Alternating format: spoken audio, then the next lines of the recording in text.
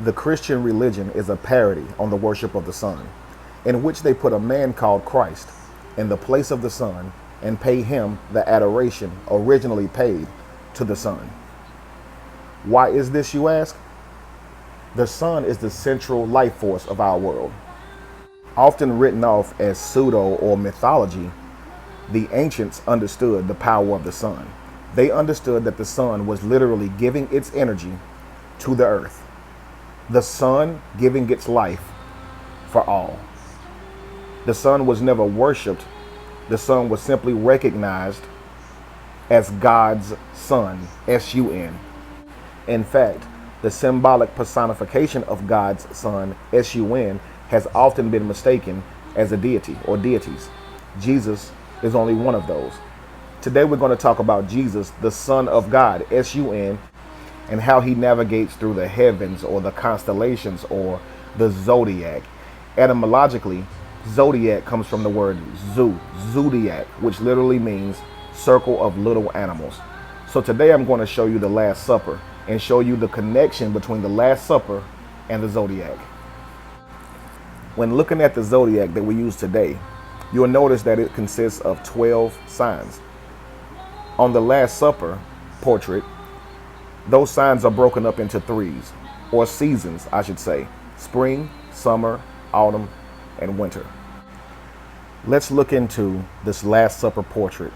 Let's together see how the Son, S-U-N, of God dines with all the other signs of the zodiac. We are going to start from left to right, or from March to Pisces. Why is that important? Because up until 450 BC, the year actually started off with March, Aries. So let's look at Aries. Look at how strong he's standing. Palms down, standing at the head of the table, I might add, also having hair like sheep's wool, curly hair. Look at his demeanor, his stature. Leaned over, shoulders squared back, head first. Doesn't he look strong, like he has authority and confidence? Actually, if you take the logo of the Aries and turn it upside down, the way the hands are on the table, it actually mirrors that image. Next is going to be the Taurus. You can do the same thing with it by turning it slightly right. But look at what he's doing. He's touching the right shoulder of the man beside him and the left shoulder of the man beside him with his fingertips. The Taurus on the zodiacal chart for the human body represents neck and shoulders.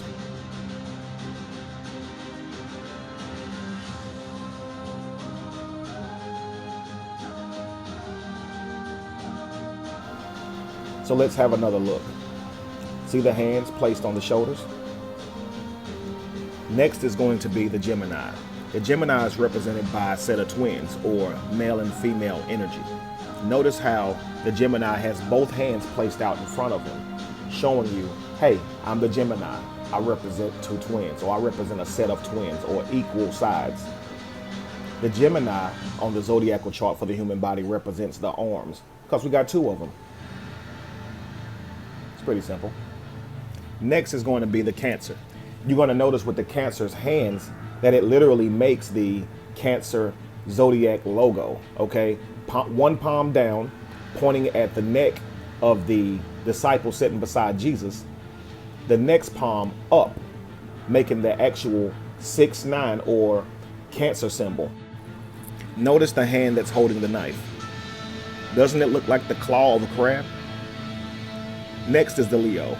Notice in the left hand of the Leo, he's making a claw or a roaring like a lion with his left hand. Also, he's looking directly face to face at the Virgo, or at the next disciple, which is the Virgo. This is important because the Virgo and the lion actually make up the Sphinx, which is how the year began prior to it being changed to March. So you're going to notice with the Virgo, it is a very feminine sign here. Very feminine sign. It's obviously a woman. People say it's a disciple, but they can't make out who it is.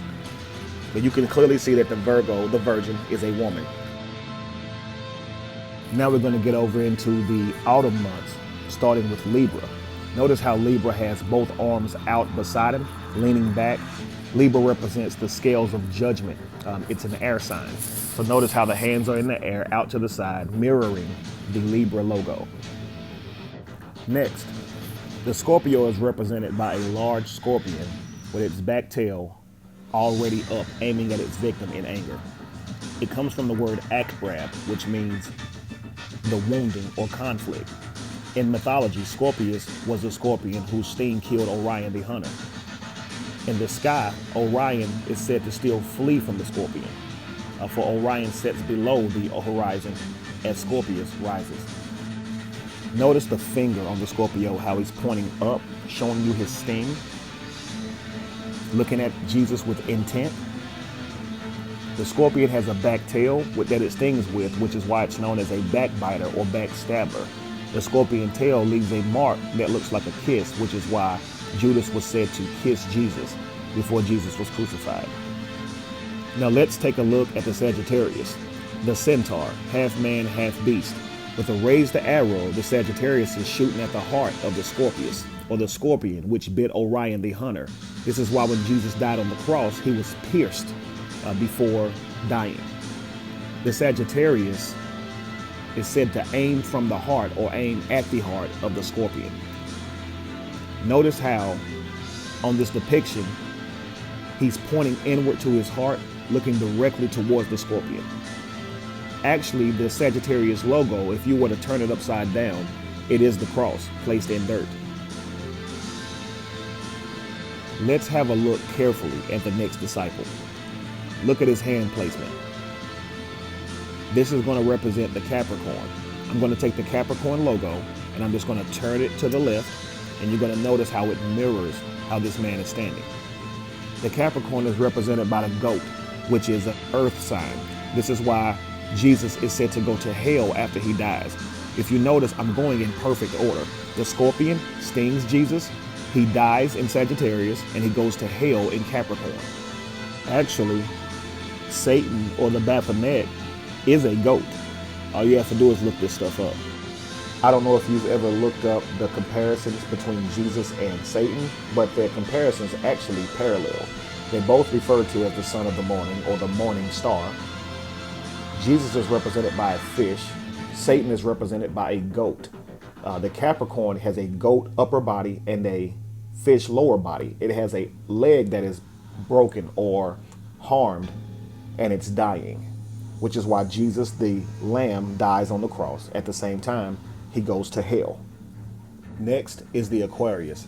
The Aquarius is depicted by a man holding a large urn or pitcher of water, pouring out an inexhaustible stream or never-ending stream of water. I want you to look at the next disciple.